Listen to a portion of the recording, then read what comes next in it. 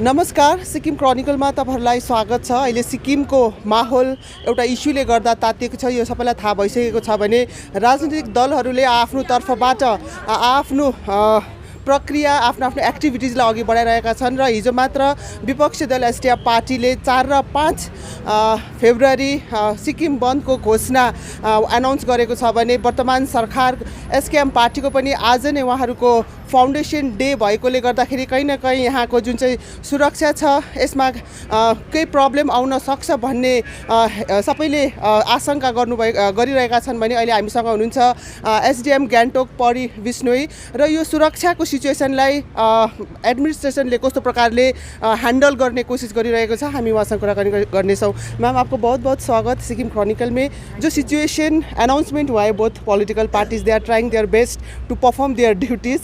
Administration की तरफ से आप लोगों का जो सिक्योरिटी मेंटेन करने का ड्यूटी कैसे परफॉर्म कर रहे हैं?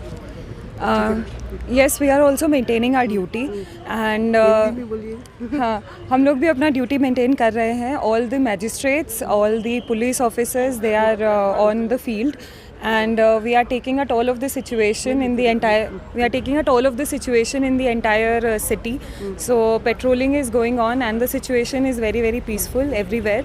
And if there is any reporting of any violence or somebody forcefully closing the shops, अगर कोई भी ज़बरदस्ती कोई दुकान बंद करवाता है तो we are there on the field to take action and to deal with the situation.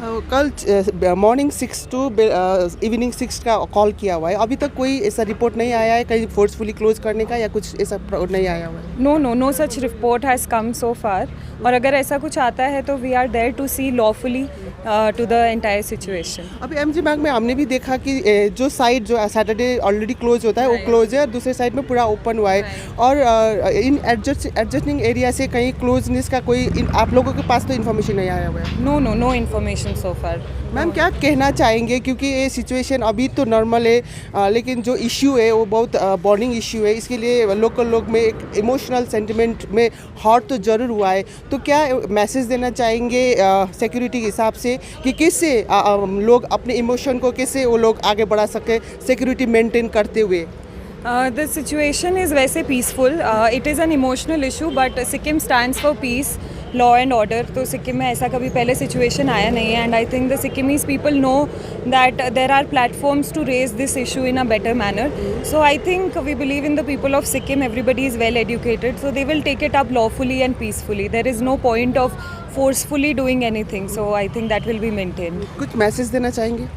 Thank you so much. Just maintain peace and as I said कि Sikkim has a rich history and culture of that peace, law and order. So let's not break that and जो आवाज़ है वो दूसरे तरीक़ों से भी उठाई जा सकती है. So let's just focus on maintaining peace and raising it at the right forums. Thank you so much, ma'am. तपाईँले अहिले सुन्नुभयो एसडिएम म्याडमबाट विशेष गरी अहिलेको जुन ल एन्ड अर्डरमा केही उच्च नीच हुने सम्भावना रहेकोले गर्दाखेरि पनि विशेष गरी प्रशासन पक्षबाट सिक्किमको पिस एन्ड सेक्युरिटीलाई मेन्टेन गर्ने पहल भइरहेको छ भने अहिलेको समयसम्म कुनै प्रकारको अनटुवर्ड इन्सिडेन्टहरूको कुनै पनि खबरहरू नआएको र पुलिस प्रशासन साथै अन्य ल एन्ड अर्डर मेन्टेन गर्ने अन्य प्रशासनहरू तैनात आफ्नो आफ्नो फिल्डमा रहेको, विशेष गरी राजधानी गान्तोक एमजी मार्गमा उहाँहरू तैनात रहनुभएको छ भने पुलिस सेक्युरिटी बलहरू पनि बजारमा उहाँहरूले आफ्नो ड्युटी गरेको हामीले पनि देख्यौँ र मैले अघि पनि प्रश्न गर्दा राखेको छु एमजी मार्गको सिचुएसन इन एन्ड एराउन्डमा पनि हामीले दोकानहरू खोलिएको भेट्यौँ भने एमजी मार्गको दुईवटा पक्ष जुन यता अगाडिमा नयाँ बजारमा जुन आज सैटरडे बन्द हुने कारणले गर्दा बन्द गरिएको छ भने अर्कोपट्टि त्यो दोकानहरू हामीले खुल्ला राखिएको हामीले पनि पाएका छौँ र अन्य ठाउँहरूमा पनि सिक्किम क्रनिकलले भिजिट गरेर त्यहाँको स्थिति के रहेको छ यसको रिपोर्ट हामी लिएर आउनेछौँ। सिक्किम क्रनिकल फलो गर्दै गर्नुहोला।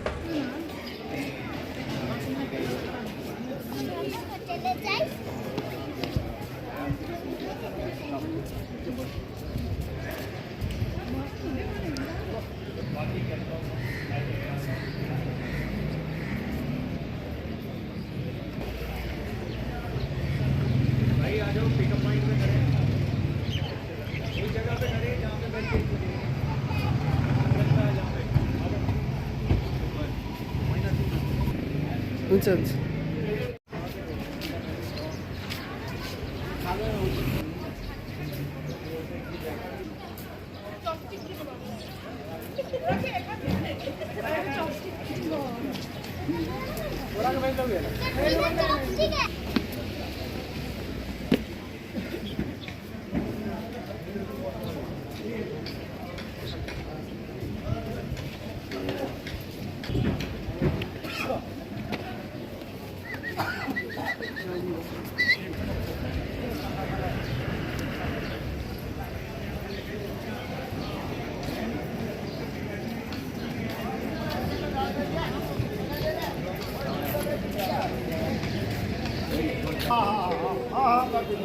कर दीजिए